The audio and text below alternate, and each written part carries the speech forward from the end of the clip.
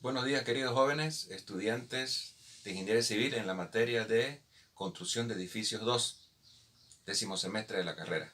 Entonces vamos ahora a hacer un ejercicio de aplicación que tiene que ver con el dimensionamiento del sistema indirecto de abastecimiento de agua potable. Ya vimos la teoría, ahora vamos a hacer un ejercicio de aplicación sobre un edificio de 5 plantas. Sabemos nosotros que el sistema indirecto de abastecimiento de agua potable es el que consiste en un tanque elevado, en un tanque enterrado quiere decir un tanque elevado y un sistema conjunto motor bomba. Y las tuberías de impulsión y la tubería de succión. ¿Por qué se hace esto? Sencillamente porque la red pública que se encuentra en la calle no tiene la presión suficiente para abastecer al edificio en su punto más alto y más alejado, lógicamente, ¿no? Entonces, sí o sí, la presión de la red pública llega hasta aquí. Esta es la tubería de la red pública, la presión llega hasta ahí, no vamos a subir hasta acá, no es imposible. Entonces la única manera es suministrar agua al tanque, a un tanque enterrado o una cisterna y a través de un conjunto motor bombas bombear agua a un tanque elevado. Y a través del tanque elevado por acción de la gravedad cae y abastece a los diferentes pisos del edificio. Cae por acción de la gravedad. Entonces en eso consiste el sistema indirecto.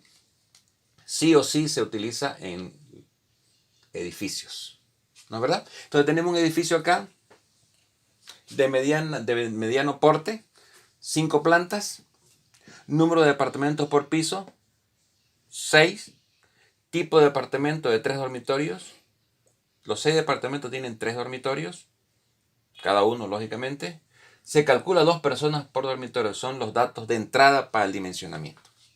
Consumo per cápita, esto oscila entre 200 y 300 litros persona día. Para edificios de lujo, lógicamente estamos hablando de consumo de 350 litros persona día. Para edificios normales, entre 200 y 250 litros persona día. Bien, entonces necesitamos calcular nosotros el volumen del consumo diario del edificio. Determinación del volumen del consumo diario del edificio. De agua potable, lógico, ¿no? Volumen del consumo diario va a ser número de pisos del edificio por el número de departamentos, por el número de dormitorios por departamento, por 2 personas por dormitorio se estima por norma, por el consumo per cápita. Ya dijimos nosotros que el consumo per cápita es el consumo persona día.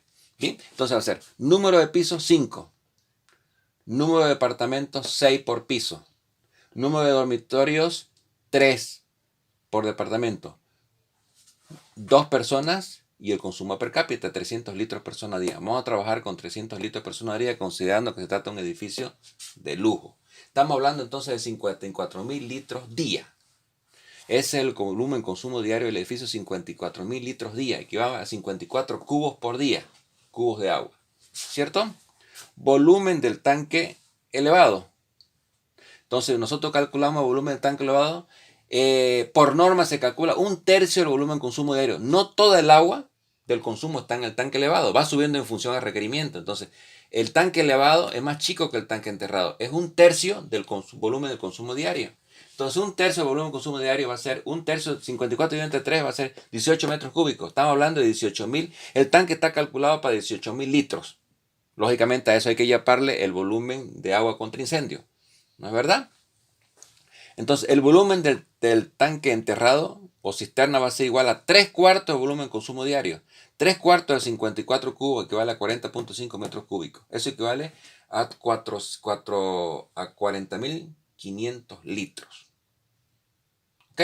Entonces ya hemos dimensionado los volúmenes de los tanques, tanto el tanque enterrado o cisterna como el tanque elevado. Ahora venimos y calculamos la tubería de impulsión. ¿Cuál es la tubería de impulsión? La que sale de la bomba y va al tanque. Entonces eso va a ser, se calcula por la ecuación de la continuidad. Pero para ello necesitamos calcular el caudal que circulará por la tubería, que va a ser el volumen del tanque elevado partido entre el tiempo. ¿Cuál es el tiempo? El tiempo de llenado que queremos nosotros que se llene el tanque.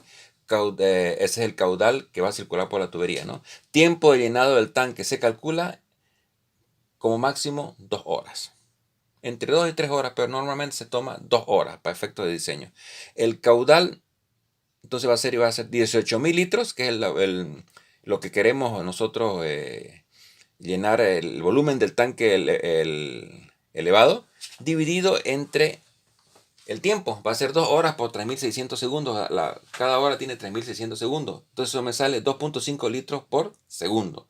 Si queremos expresarlo en metros cúbicos, va a ser 18 cubos dividido entre 2 por 3600. Va a ser 2.5 por 10 a la menos 3 metros cúbicos por segundo.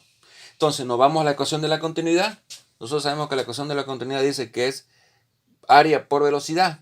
Por el área de la tubería circular, entonces va a ser pi diámetro cuadrado partido entre 4 multiplicado por b, de la ecuación de la continuidad. De ahí despejamos el diámetro de la tubería, va a ser igual a 4 veces qb partido entre b por multiplicado por pi.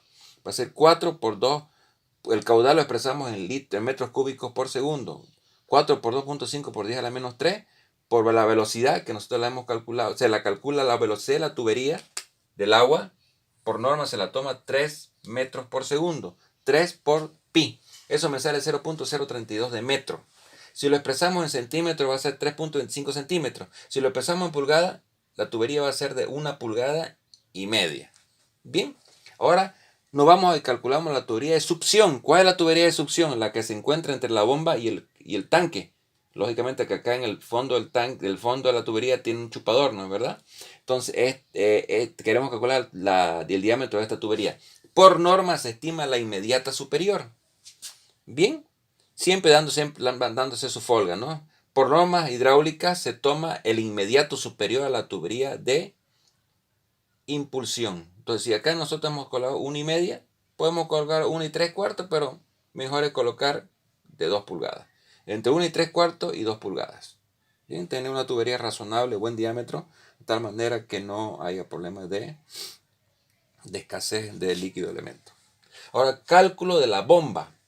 El cálculo de la bomba nosotros lo calculamos por la expresión QB multiplicado por H de T dividido entre 75N. ¿Qué es H de T? El H de T es la altura dinámica total. ¿Qué es la altura dinámica total? La suma de la altura de succión, la altura de impulsión más las pérdidas de carga. ¿Cómo se calcula nosotros el H de T?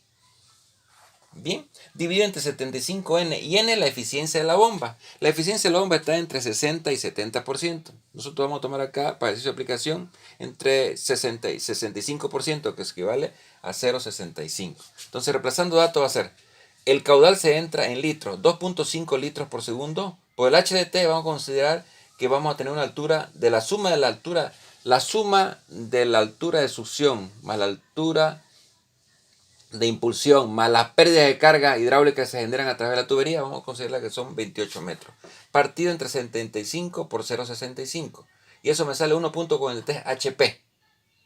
Para efectos de un dimensionamiento óptimo, vamos a dimensionar que el conjunto motor-bomba va a tener 2 HP de potencia. ¿Correcto? Con eso entonces ya tenemos dimensionado todo el sistema de abastecimiento de agua al edificio.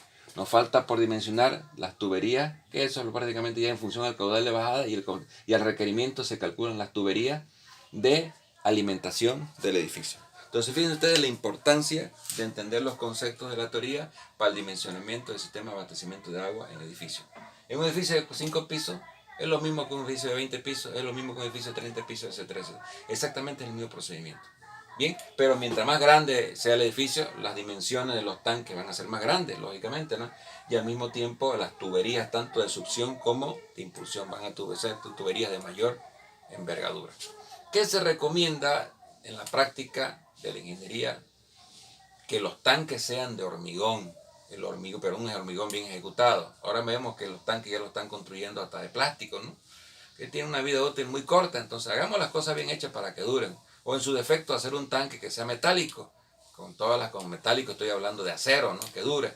Pero colocar un tanque de plástico que no tenga las condiciones de durabilidad en un edificio, para mí que no está correcto. Deberían construirse como se construyen antes las cosas, como corresponde, un tanque de hormigón armado, tanto el tanque enterrado como el tanque elevado. Partiendo del principio de que lo barato cuesta caro. ¿Qué quiere decir eso? Colocar un tanque de plástico en un edificio no lo hallo conveniente desde el punto de vista de la vida útil del edificio. Fundamental para la inversión de la persona que compra el departamento o que vive en el edificio. Muchísimas gracias, queridos estudiantes de la carrera de Ingeniería Civil en la materia de construcción de edificios 2. Mi nombre es Gustavo Coimbra y soy docente titular de la materia. Muchísimas gracias, queridos jóvenes.